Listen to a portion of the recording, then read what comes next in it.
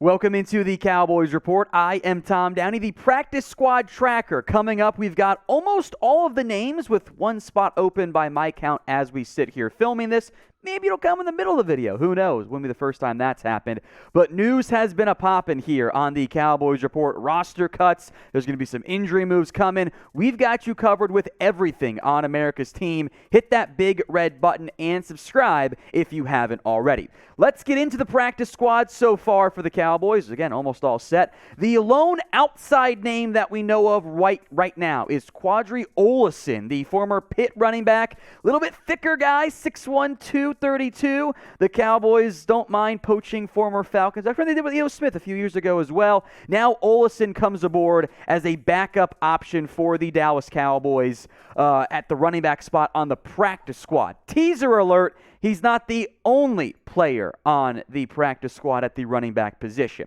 Let's move now to kicker Brett Maher, as he is on the practice squad as expected. The Cowboys getting creative with how they can utilize their practice squad promotions. Background here, you get 3 game day call-ups before you can no longer do so as a practice squad member. Watch for the Cowboys to use that with Maher throughout the beginning of the regular season. And then if he's good, keep him. If not, find the new kicker. I actually kind of like the way they're going about that. The Cowboys are keeping Cooper Rush for now on the practice squad. He remains your QB2, although I think by putting Rush on the practice squad, making him probably a game day call-up early on, and Will Grier also on the practice squad, kind of get the vibes they're keeping this competition open a little bit longer. Eventually, one will be promoted to the game day active roster. I think Rush has the advantage there, the full 53-man roster, but both quarterbacks, no sign of Ben DiNucci right now on the practice squad in Dallas. So in a way, the backup quarterback battle is still ongoing. Pick one for me. Who is it? WG for Will Grier, or the favorite right now, the QB2 on the depth chart, Cooper Rush? That's type in CR. Let's go to Malik Davis now, the other running back, like I teased, on the Cowboys practice squad. I know there were a lot of people who were worried, he's going to get poached. Not a single player the Cowboys waived was actually poached from the waiver process there. So Malik Davis is staying in Dallas. He will be on the practice squad for the Cowboys. Very pleased Dallas kept him. Guy who was on the active roster last year, Sean McKeon, next up here, the former Michigan tight end. He's not going anywhere. He's sticking around on the practice squad. He's a bit banged up right now. There is normally used as there is some injured reserve injury list for the practice squad. McKeon's a bit banged up, so keep an eye on that front. Carlos Watkins. Remember, the NFL over the years has changed the practice squad rules, as Watkins is a veteran, but you can keep up to 6 players regardless of how long they've been in the NFL. So Cooper Rush, Brett Maher, I think Qadree Ollison counts in that category. So too does Watkins. So the Cowboys waive him and still get him to the practice squad to add extra depth if needed. Who do you think is your favorite player on the practice squad? We got a few more names to get to, but those are some of the more sexy or more known names on that standpoint. Let me know your favorite player right now on the Cowboys practice squad. This is the pinned comment on today's show. You know the drill by now, I hope. Ad break comes on YouTube. Take advantage of it. Head down there and let me know. I am very pleased to keep Tyler Coyle on the practice squad. Of all the guys that were on there that the Cowboys waived, this was the one I was most worried about losing. Not that he might get signed, they normally don't, but that was the guy I kind of liked the most. He's been a nice special teams player in a limited role in both last year and the preseason. The Cowboys actually have safety depth. I am very happy Tyler Coyle is sticking around. I know there is a Mika Tafua hive that exists out there. He also is sticking around with the Dallas Cowboys practice squad. Cleared waivers. He's been signed. The only edge rusher. As of right now, no Big Cat Bryant on that list. Let's move to wide receiver Brandon Smith as he makes the cut. For now, one of 2 receivers. We'll get to the other one here in a little bit. Smith spent last year on the practice squad. Cowboys have liked him. He did make some nice plays down the stretch in the preseason to earn that spot. Alec Lindstrom, the backup center, not James Empey, at least for now. Empey has not been added to the Cowboys practice squad. Lindstrom gets the nod over others along the offensive line. Amon Simon also not on that list as we sit here right now. Cowboys hoping he can maybe become a backup piece for you at center, where he spent most of his NFL career. He was also a bit banged up early on in the preseason. Today's show is made possible by our sportsbook partner, BetUS. If you want to bet on the NFL, college football, whatever, put your money where your mouth is. Chatsports.com/bet, promo code Cowboys125. $100 down minimum gets you that awesome deposit bonus right there. They're going to give you house money to bet with. So even if you're not sold on the Cowboys, let's say making the playoffs, which they are favored to do so, minus 250 right now on BetUS, you can put some of your deposit bonus on there. That way, if you're wrong, it's okay. You didn't lose that much. You got plenty of extra money, but you got a ton of money to bet with as well. And if you're right, even more money. Head over to BetUS, chatsports.com/bet, promo code Cowboys125. Betting on football makes it more entertaining when the Jets and Dolphins are playing. A game you're probably not going to watch, but if they're $5 down on the game, you got a reason to care a little bit more. Next up, the other of the two receivers on the practice squad, Dontario Drummond. There is no TJ Vasher right now as we sit here filming on the Cowboys practice squad. There is, by my count, one spot freed up, but that remains to be seen if it will actually go down in the end.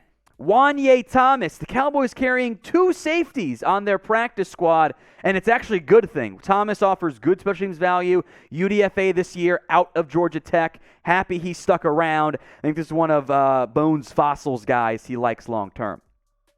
Another veteran-ish, Malik Jefferson gets the nod. No Story Jackson at this point. Again, there's one more spot open. We'll see who ends up filling it. But Jefferson, who I thought outplayed Jackson in the preseason, the former Texas Longhorn legend, he's bounced around the NFL, finds a home for now on the Cowboys practice squad. Two more names left. Aviante Collins is the other offensive lineman here, along with Alec Lindstrom, and one more we'll get to. He, I think, impressed Mike McCarthy a little bit. You don't have that many viable offensive linemen available on the open market. If you like a guy, you end up keeping him oftentimes on your practice squad. The other name is Isaac Alarcon. Now, you'll see most NFL teams have 16 players on their practice squad, but the Cowboys can have 17. Alarcon is still eligible, I believe, through the International Player Pathway Program, which means he is a freebie in the end. So what that ends up meaning is you get 17 players. So we went through 16. There's one name left unaccounted for. Let's recap all 16 rapid fire here. First up, the outside player, Qadree Ollison, the thicker running back from Pitt with the Falcons last year. He'll be on your practice squad. I kind of like that pickup. This is a former draft pick of the Falcons. I tend to like it when you can find draft picks on your practice squad. The other 15 names here, Brett Maher, the kicker. Cooper Rush at quarterback, Will Grier as well, Malik Davis and Sean McKeon among some of your more notable names, plus Carlos Watkins, Tyler Coyle, Mika Tafua, Brandon Smith, Alec Lindstrom, Dontario Drummond, Juanyeh Thomas, veteran Malik Jefferson, and then two other offensive linemen, Aviante Collins and Isaac Alarcon, as part of the International Player Pathway Program deal. So, you've got one more spot on your practice squad, at least as of filming. Who else do you want to add via the practice squad? We got some more news on the Cowboys coming up, but I want you guys to sound off for me right now in the comment section. All right, no waiver claims were made by the Dallas Cowboys, and I saw Cowboys Twitter absolutely in shambles. Oh my God, we didn't sign anybody. No, what are we doing? Relax, calm down, guys. The Cowboys did claim no one off waivers. They had the number 24 waiver wire spot. In total, 4 of the 33 guys who got claimed today came after the Cowboys waiver wire order. So they could have submitted a waiver claim for a guy like Chuma Adoga or Alex Leatherwood. I don't know if they did or didn't. It wouldn't have mattered. They wouldn't have gotten them because they're so far down in the priority for waiver wire claims. Also, it's waiver wires. Are we really that upset about the guy who wasn't good enough to make the Jets or the Giants roster and being like, man, we really needed that guy? Guys get cut because they're not that good. So I'm not upset about it at all. But are you? This is your chance to speak your mind in the comment section. Are you mad the Cowboys didn't make a single waiver claim? Y for yes or N for no? Now, I'm not upset by it. Sure, it would have been cool to claim an offensive lineman, but like outside of maybe Jason Poe, but he's a guard. You don't need a guard. Like it just there weren't a lot of viable options this year. That's why on average there's like one player per team claimed, like 33 players, 32 teams. Some of the bad teams claimed a lot of guys. You don't have a bad team. You have a couple holes on your roster, but there was nobody cut wave that I was like, oh my God, you've got to give him. It would have been fine if they added somebody. But there was no one I was like, man, you needed to get that player. Just not how it works at the end of August when it comes to roster cutdown time.